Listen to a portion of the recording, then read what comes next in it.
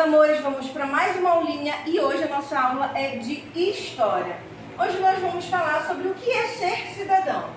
Atualmente, entendemos cidadania como um conjunto de direitos do ser humano. Então, o que é cidadania? É o conjunto de direitos de nós, seres humanos, tá? São eles o direito à vida, à liberdade, propriedade, uma casa, igualdade, abrigo, trabalho digno, saúde, educação, enfim. Tudo nós temos direitos. Todos os direitos que as pessoas têm por serem humanas, sem distinção de posse, etnia, sexo, religião ou opinião. Isso quer dizer que não importa se a pessoa é rica ou pobre.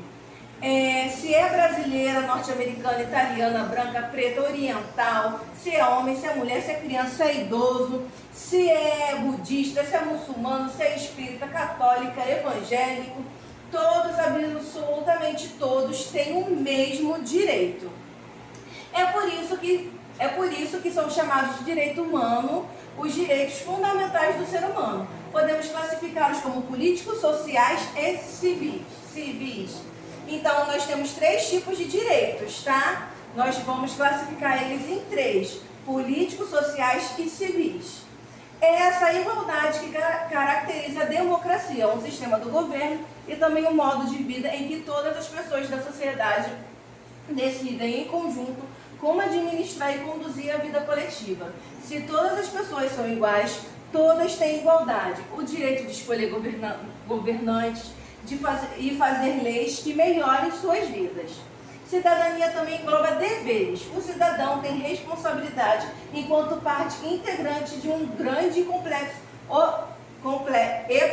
organismo que é a coletividade, a nação e o Estado. Para que tudo isso funcione, todos têm de dar sua parcela de contribuição. Somente assim se chega ao objetivo final, coletivo, o bem comum. Então, ser cidadão, nós temos direitos. Todos nós somos cidadãos e todos nós temos direitos. Independente da cor, da religião, independente de classe social, se é mais rico, se tem mais dinheiro, se não tem. Então, todos nós temos o mesmo direito. Mas será que isso acontece? Será que todo mundo consegue ter realmente o mesmo direito? Você se lembra de ter estudado na lição 5 lá na Grécia, que falava sobre a Grécia, mas especificamente da cidade de Atenas, que nasceu o que? A democracia, que é um sistema de governo em que as pessoas consideradas cidadãs escolhem seus governantes e representantes políticos por meio do voto. Então isso surgiu aonde? Lá na Grécia. Esse sistema foi criado por um legislador chamado Clístenes, que também introduziu a lei do ostracismo, pela qual pessoas indesejáveis podiam ser expulsas caso a maioria dos cidadãos assim decidisse. Então, a democracia, o poder de escolher quem vai governar e quem vai organizar as leis, surgiu aonde? Lá na Grécia, há quantos anos atrás? Ainda antigamente, outro povo que contribuiu para o conceito de cidadania fosse ampliado foi o povo romano. Como você estudou na lição 6, ele passou por vários sistemas: monarquia, república e império. A sociedade ela era dividida, lembra, entre patrícios e plebeus? Então, esse sistema aí de cidadania surgiu em Roma. Então, como vieram coisas puxadas da Grécia, de Roma, de lá de trás. E aí o nosso Brasil também tem a história, Cidadania aqui no Brasil. A tia já falou em geral como que foi, agora a tia vai explicar para vocês aqui no Brasil. O Brasil ele é considerado um país o quê? Democrático. Isso porque nós temos a Constituição que garante os direitos humanos fundamentais como liberdade de opinião, crença, saúde. Os direitos das minorias são reconhecidos por lei, configurando-se como crimes o racismo, assédio sexual, imoral e a exploração infantil. O que seria esse assédio sexual? É quando a pessoa te obriga a fazer coisas que você não quer, relação sexual, tocar em você, soltar piadinhas, uma gatinha, tudo isso é assédio sexual. Assédio moral é quando a pessoa te humilha, te menospreza, te dá coisas a mais para fazer. Então isso entra em assédio moral. Exploração infantil é quando você é obrigada a trabalhar mesmo sendo criança. Os brasileiros, eles escolhem seus governantes e representantes legislativos por meio do voto. A gente teve aí domingo passado, né, a eleição, e daqui a 15 dias do segundo turno, né, talvez, tá aí entre no que vai dar. Os trabalhadores, eles têm assegurados os direitos como jornada de trabalho, salário mínimo, férias, licença maternidade, aposentadoria e outros direitos. Se um desses direitos é violado, nós, trabalhadores, temos o direito de procurar o quê? O Ministério do Trabalho. Essa democracia estabelecida nas leis pelas quais todos são considerados iguais, entretanto, não corresponde à realidade social e política da nação. Todos os dias vemos na televisão, nos jornais, na internet, situações em que alguns desfrutam de ambos privilégios, né?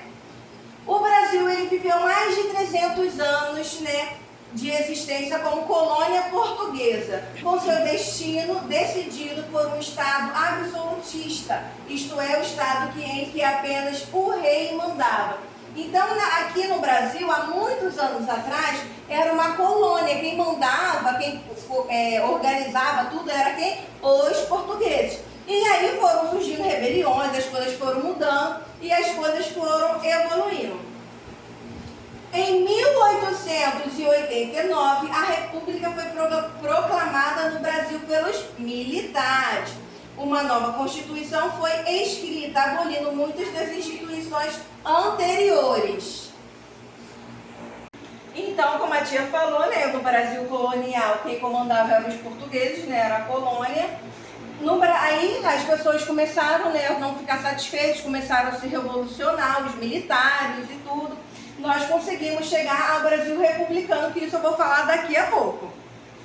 E aí algumas mudanças, né, a partir de 1889 começaram a ocorrer. Né? A partir de 1930, né, inúmeras rebeliões continuaram ocorrendo aqui no Brasil. No campo e nos centros urbanos, ocorreram muitas mudanças profundas, principalmente mudanças políticas, né? Diminuindo o poder dos fazendeiros, porque quem comandava eram mais as pessoas que tinham o quê? Dinheiro, né? Outra Constituição foi feita em 1934 e essa pela primeira vez que incorporou mulheres no direito do voto. Antigamente só os homens ricos poderiam votar. E aí, né, a partir de 1934, nós conseguimos fazer com que, nós não, né, eles conseguiram fazer com que as mulheres pudessem votar. Mas aí tinha uma burocraciazinha no início, né? Nem todos poderiam votar, só quem tivesse mais condições. As conquistas foram ocorrendo aos poucos, né, a partir de 1932, algumas mulheres conseguiram votar, mas só as que eram as autorizadas pelos maridos, né, as que eram casadas e fossem autorizadas pelo marido. Se o marido não autorizasse, elas não poderiam votar. As mulheres também que eram viúvas e solteiras e que tivessem renda própria, elas também poderiam votar.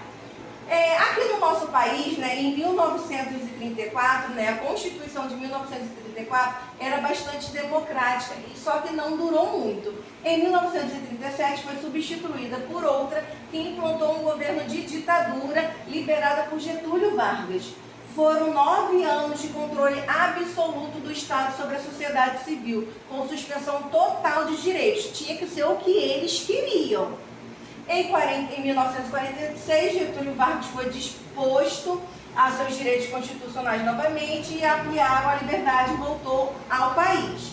Os avanços democráticos tornaram-se visíveis e cresceram como resultado de mobilização dos trabalhadores por melhores salários e condições de vida. Por isso que muitas pessoas falam assim, não há ditadura. Por quê? É o que o governo, que o presidente queria, tinha que ser aquilo, a gente não tinha direito a nada. Então, por isso que muitas pessoas são contra, né, a ditadura. Houve várias mobilizações. O Brasil entrou no século XXI como uma democracia consolidada nas leis e que, sendo construída aos poucos pelos brasileiros de todos os lugares que começam a conhecer os próprios direitos e a se posicionar para garanti-los no dia a dia. Esses direitos, essa cidadania, cada ano que passa, ela vai evoluindo mais, porque nós começamos a ter conhecimento dos nossos direitos.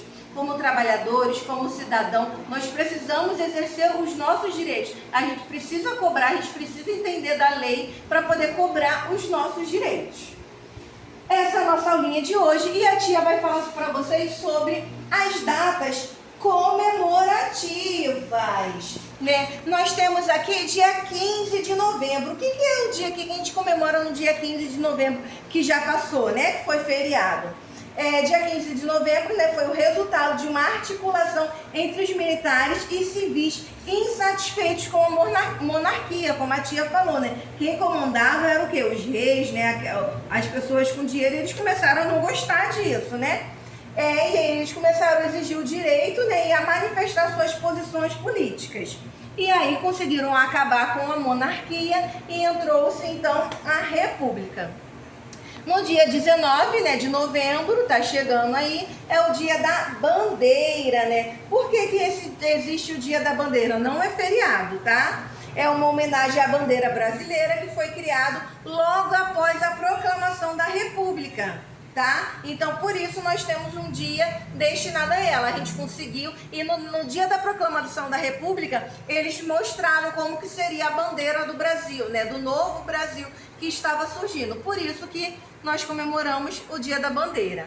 E também está chegando o feriado aí, sexta-feira, dia 20 de novembro, o Dia da Consciência Negra, uma data super importante. Lembrar a resistência do povo negro para avançar na luta por uma sociedade livre de todas as formas de opressão, Em todo o território nacional, a data faz referência ao dia da morte do Zumbi dos Palmares. Ele foi um líder do Quilombo de Palmares que lutou para preservar o modo de vida dos africanos escravizados, que conseguiam fugir na escravidão. Por isso que esse dia é muito importante. Agora, a tia vai explicar para vocês o dever da apostila, tá? Na número 1, vocês vão escrever o que é cidadania. A tia já falou ali. Na número 2, vou marcar um X, o que estiver correto. Número 3, verdadeiro ou falso. E número 4, escreva 4 direitos dos trabalhadores conquistados ao longo da nossa história e que até hoje vigoram. E o exercício do livro. Nós temos nessas páginas aqui, que é tudo explicação. 345 tem exercício. 346, aqui é explicação. 351... 352 e 353, tá? Todos os exercícios explicando o que a tia acabou de dar aqui, tá? Um beijo e tchau, meus amores!